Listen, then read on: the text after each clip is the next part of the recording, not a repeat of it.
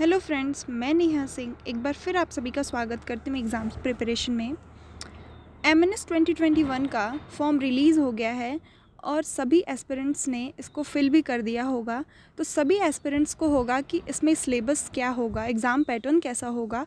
इसलिए मैं आज इंग्लिश का सिलेबस लेके आई हूँ। इसके बाद हम और सभी जो सब्जेक्ट्स हैं उसका सिलेबस देखेंगे। तो सबसे पहले आज इंग्लिश का सिलेबस देखते हैं, जिसमें 50 क्वेश्चंस आते हैं। ओवरऑल MNS के एग्ज़ाम में 150 क्वेश्चंस होते हैं, 3 पार्ट्स में डिवाइडेड होते हैं एंड एक पार्ट में इंग्लिश होता है। तो इंग्लिश में क्या क्या आएगा MNS के एग्ज़ाम में वो हम देखेंगे। तो चलिए स्टार्ट करते हैं। और स्टार्ट करने से पहले अगर आपने मेरे चैनल को सब्सक्राइब नहीं किया है तो प्लीज़ चैनल को सब्सक्राइब करें, लाइक एंड शेयर भी ज़रूर करें। तो चलिए स्टार्ट करते हैं।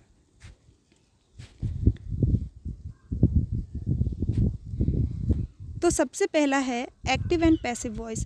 ये बहुत कॉमन है। Active and passive voice maximum exams में पूछा जाता है। कुछ लगभग 4-5 क्वेश्चंस होते हैं एक्टिव एंड पैसिव वॉइस के। तो एक्टिव में सेंटेंस दिया रहेगा एंड 4 ऑप्शंस होंगे उसका पैसिव वॉइस में। उसमें से हमें चूज़ करना होगा कि कौन सा ऑप्शन सही है। तो एक्टिव एंड पैसिव वॉइस बहुत अच्छा रहता है, स्कोरिंग भी रहता है। एक्टिव एंड पैसिव वॉइस हम कर भी लेते हैं। तो एक्टिव एंड पैसिव वॉइस आएगा। एंड नेक्स्ट है एंटोनिम्स। तो एंटोनिम्स भी बहुत आते हैं एग्ज़ाम्स में। कभी कभी तो MNS के एग्ज़ाम में डायरेक्ट भी पूछ लेता है एंटोनिम एंड कभी कभी सेंटेंस पहले दे देता है, उसमें कोई जो वर्ड है उसको हाईलाइट कर देगा, अंडरलाइन कर देगा एंड उसके बाद पूछेगा कि इसका मतलब बताओ, इसका अपोजिट बताओ। एंटोनिम का मतलब होता है अपोजिट। नेक्स्ट है सिनोनिम। तो सिनोनिम यानी पैरावाची जैसे सेम मीनिंग वाले वर्ड्स को। तो ऐसे कभी कभी डायरेक्ट भी, इसमें भी डायरेक्ट कभी कभी पूछ देता है एंड कभी कभी सेंटेंस दे देगा और उसमें कुछ एक वर्ड को हाईलाइट कर देगा, अंडरलाइन कर देगा, उससे पूछ देगा कि इसका सेम मीनिंग वाला कौन सा वर्ड है। 4 ऑप्शंस रहेंगे, उसमें से हमें करेक्ट ऑप्शन को पिक करना होगा। तो नेक्स्ट है सेंटेंस इम्प्रूवमेंट। तो सेंटेंस इम्प्रूवमेंट यानी, या फिर आप एरर भी बोल सकते हैं इसको। तो कुछ एक सेंटेंस रहेगा, उसमें कुछ कभी स्पेलिंग्स भी हो जाते हैं, कभी ग्रामर का मिस्टेक होता है। तो ऐसे सेंटेंस इम्प्रूव करना होता है हमें। तो ये क्वेश्चंस भी आते हैं एग्ज़ाम्स में, MNS के एग्ज़ाम्स में। तो नेक्स्ट है वन वर्ड सब्स्टिट्यूशन।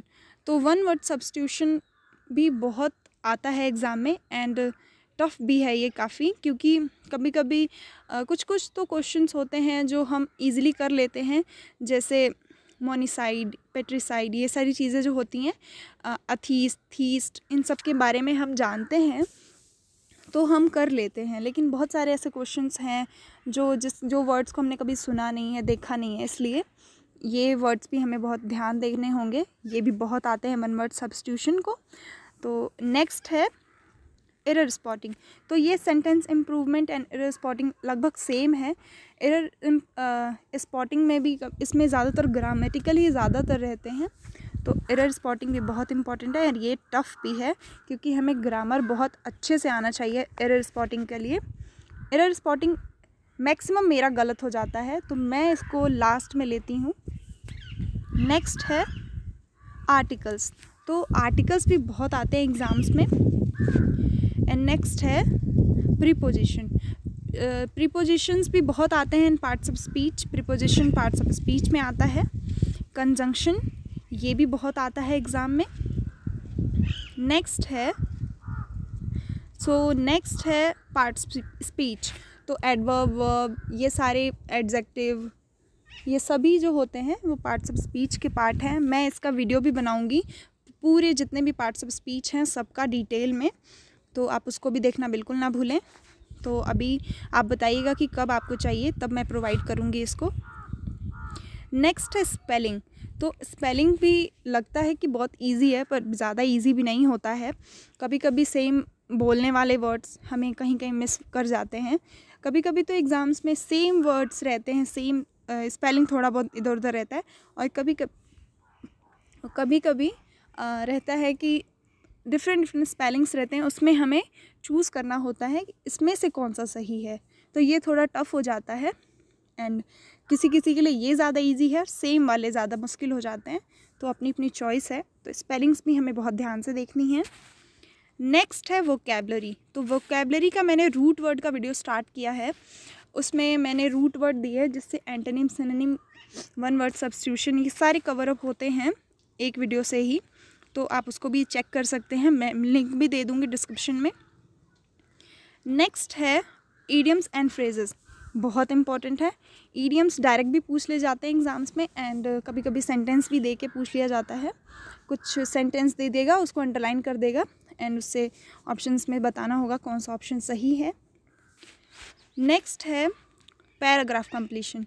तो कॉम्प्रिहेंशन जिसे हम बोलते हैं, तो पैराग्राफ को या फिर कुछ लाइंस दे देगा आपको पैराग्राफ, उसमें बीच बीच में स्पेस दे देगा, उसमें ऑप्शंस रहेंगे, फिल करना होगा, फिल इन द ब्लैंक्स के जैसा बता रही हूँ मैं, तो वैसे भी करने होंगे।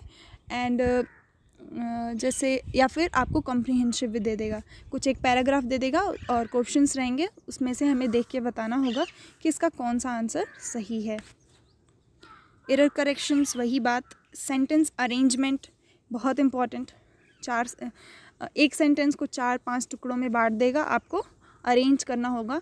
काफ़ी इजी भी रहता है, हमें पहले ऑप्शंस देखने होते हैं कि ऑप्शंस में क्या पहले बोल रहा है, जो ऑप्शंस में नहीं है स्टार्टिंग उसको हम कैंसिल आउट कर देंगे, उसके बाद से हम देखेंगे तो वो ज़्यादा इजी हो जाता है। नेक्स्ट है फिल इन द ब्लैंक्स। तो वन लाइनर भी होते हैं, कई लाइन्स में भी हो सकते हैं, पैराग्राफ में भी हो सकते हैं, तो फिल इन द ब्लैंक्स भी बहुत इंपॉर्टेंट है। तो ये सिलेबस है कॉम्प्रिहेंसिव जैसे मैंने अभी बताया आपको, एक पैरा रहेगा, उससे रिलेटेड क्वेश्चंस रहेंगे। तो ये सिलेबस था MNS 2021 का। तो आज के लिए इतना ही, थैंक यू। मैं और भी वीडियोस लेके आऊँगी सिलेबस का MNS 2021 में, जनरल इंटेलिजेंस, जनरल नॉलेज, इन सभी का लेके आऊँगी वीडियो, और फिज़िक्स, केमिस्ट्री, बायोलॉजी के भी लेके आऊँगी सेपरेट वीडियोस, जिससे क्लियर होगा कि क्या क्या आएगा एग्ज़ाम में। तो ये है आज के लिए इतना ही। लाइक एंड शेयर भी ज़रूर करिएगा, एंड सब्सक्राइब भी बिल्कुल ना करना भूलें, सब्सक्राइब भी ज़रूर करें। तो मिलते हैं नेक्स्ट वीडियो में। Thank you very much. जय हिंद।